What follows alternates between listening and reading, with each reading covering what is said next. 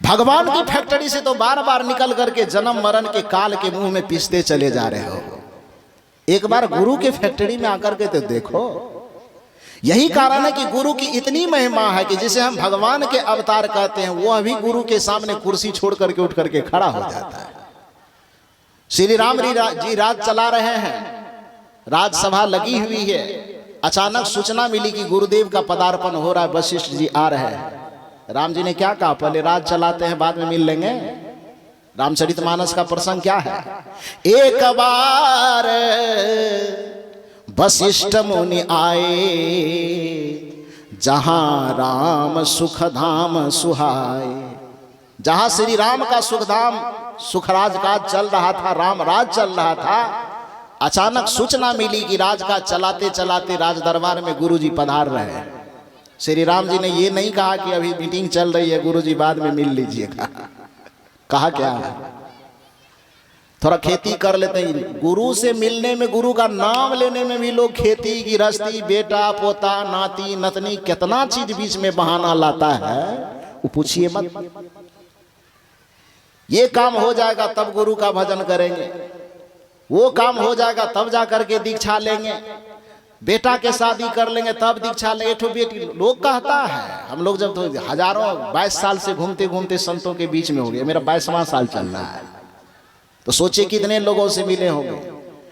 पूछा जाता है कि आप सत्संग करते हैं, रुचि रखते हैं, लेकिन सत्संगी अभी बने नहीं हैं। क्यों नहीं बने हैं, कुछ झंझट है। बेटा बेटी के थोड़ा शादी कर लेंगे तब जाकर के दीक्षा लेंगे, और न जाने कितने प्रकार के बहाना बनाता है। एक काम है वो हो जाए तब जाके दीक्षा लेंगे। कहता है ना, एक महात्मा था, एक नदी के किनारे बैठ गया, और नदी के किनारे बैठ करके उसके बाद चुपचाप बैठा हुआ है। गांव वाला देख रहा है, न किसी से खाने मांग रहा है, न किसी से पीने मांग रहा है, कुछ मांग ही नहीं रहा है, चुपचाप, न कुछ बोलता है न कुछ सुनता है, चुपचाप बैठा हुआ है। गांव वाला देखता है, एक दिन देखा तो बात ऐसे चली गई, 2 दिन देखा, थोड़ा सा गांव वाले को लगा कौन आदमी है, 3 दिन 4 दिन 5 दिन 1 सप्ताह देखा तो गांव वाले के अंदर खुदबुदी मच गई, कौन बाबा है भाई, न कुछ बोलता है न कुछ सुनता है, न खाता है न पीता है, न कुछ मांगता है न लेता है, न आखिर चाहता क्या है। पूरे गाँव वाला इकट्ठा हुआ, शोर बाजार वाला ही होगा। आप लोग थे कि नहीं उसमें, आप लोग नहीं थे? अच्छा ठीक है, कोई बात नहीं, अगले बार भेंट कर लीजिएगा। तो महात्मा जी को पूरे शोर बाजार वाले, अगल बगल वाले गांव वाले जाकर के घेर लिए, और महात्मा जी से पूछा कि महाराज ना आपको आज से पहले कभी देखा, 10 दिन 15 दिन से चुपचाप नदी के किनारे आप बैठे हुए हैं, न किसी से कुछ लेते हैं न देते हैं, न खाने मांगते हैं न खाते हैं, कुछ बोलते भी नहीं, आखिर क्यों बैठे हैं? भूखे भूखे मर जाइएगा तो हम गाँव वालों की बदनामी होगी, आखिर यहाँ क्यों बैठे? महात्मा ने कहा कि आज तक यही तो कोई पूछने के लिए नहीं आया, इसलिए 15 दिन बैठ गए।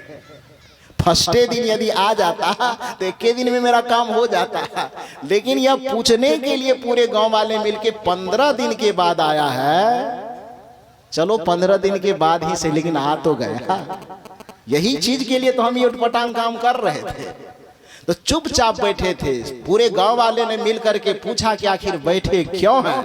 तो महात्मा ने कहा कि गंगा नदी जो बह रही है, हम इस प्रतीक्षा में है कि नदी की धारा जब सूख जाएगी तब पैदल पैदल टहल करके उस किनारे पर चले जाएंगे। तो गांव वाले ने कहा कितना बेवकूफ आदमी, आप महात्मा कैसे है भाई, दिमाग का फीता उता ठीक है कि नहीं है? कहा क्यों? का आप कल्पना कर रहे हैं कि नदी की धारा सूखेगी तब हम पार करेंगे, पुल आपको दिखाई नहीं देता है? बगल में नाव रखी है, नाव नहीं दिखाई देती, बगल में पुल धरे वो दिखाई नहीं देता। ये क्यों सोच रहे हैं कि नदी की धारा सूखेगी तब हम उस पार होंगे? महात्मा जी को बुरा नहीं लगा, महात्मा जी जोर से ठहाका लगा करके हंसे। लोगों ने पूछा कि क्यों हंसे? महात्मा जी ने कहा हम सोच रहे थे कि तू गौ वाला बिल्कुल बेवकूफ है, लेकिन अभी तुम्हारे अंदर बुद्धि है, समझदारी है, इस पर मुझे हंसी आई। कहा क्या? कहा इतना तो तुम समझ गए कि यदि नाव और पुल धरे हुए हो तो नदी को सूखने का इंतजार नहीं करना चाहिए। उसी तरह से यदि इस मामले में मैं मूर्ख हूं कि नदी के पुल का और नाव का उपयोग नहीं करके नदी के सूखने का इंतजार कर रहा हूं, तो इसमें मैं मूर्ख हूं, मैं मानता हूं। लेकिन तुम यह बताओ कि जैसे ये गंगा की नदी सूख नहीं सकती, उसी तरह से जो तुम इंतजार करते हो कि संसार की समस्या का निपटारा हो जाए तब हम गुरु का भजन करेंगे, तो जैसे गंगा की धारा कभी सूख नहीं सकती, उसी तरह से जब तक जीवन रहेगा तब तक समस्या सूख नहीं सकती। तो गुरु का भजन कब करेगा? संत का भजन कब करेगा? यदि नदी सूखने का इंतजार करने के कारण हम मूर्ख की गिनती में आते हैं, तो तुम संसार के परिस्थिति को सूखने का इंतजार करते हो, तो तुम महामूर्ख की श्रेणी में आते हो। गुरु महाराज जब इस दुनिया से अपने शरीर का निस्तारण कर रहे थे, तो उनका कबीर साहब का अंतिम पद क्या सुना था उन्होंने?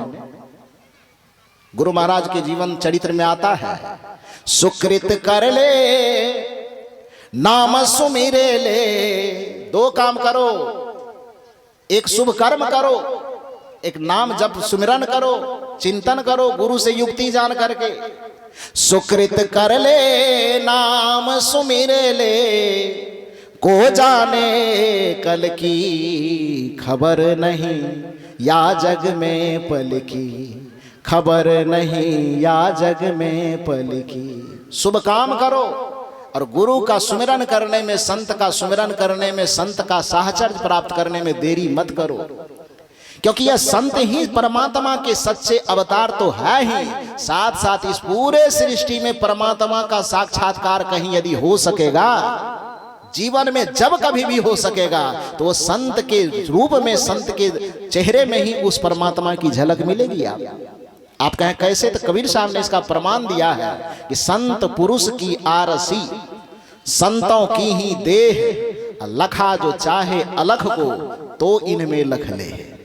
संत के चेहरे में ही परमात्मा का साक्षात्कार हो सकता है, व्यवहारिक रूप से, बाह्य रूप से, और पारमार्थिक रूप से तो अपने अंतर में उस योग साधना, जैसा कि परम पूज्य अभी स्वामी दयानंद जी महाराज अभी बता रहे थे गुरु महाराज के शब्दों में कि घटतम प्रकाश अरु शब्द पट त्रय जीव पर है छार है, करु दृष्टि अरु ध्वनि योग साधन इनको हटाना चाहिए।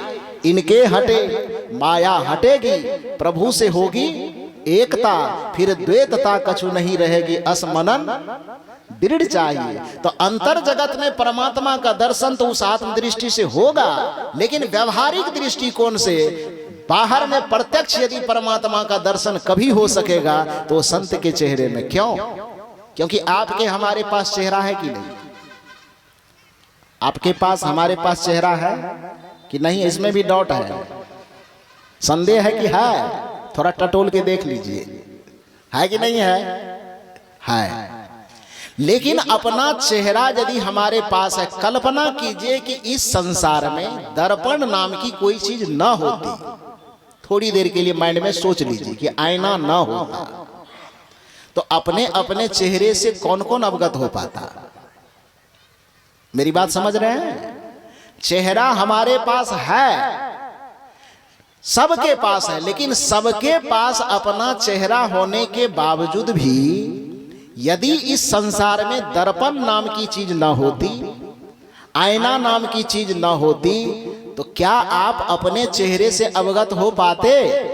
हाँ या ना बोलिए, हो पाते? कह सकते हैं कि पानी में देख लेंगे, तो पानी में स्पष्ट चेहरा नहीं झलकेगा। झलकेगा? नहीं झलकेगा। स्पष्ट चेहरा किस चीज में झलकता है? दर्पण में झलकता है। इसलिए कबीर साहब ने जब परमात्मा को देखने की बात की तो दर्पण का उदाहरण दिया।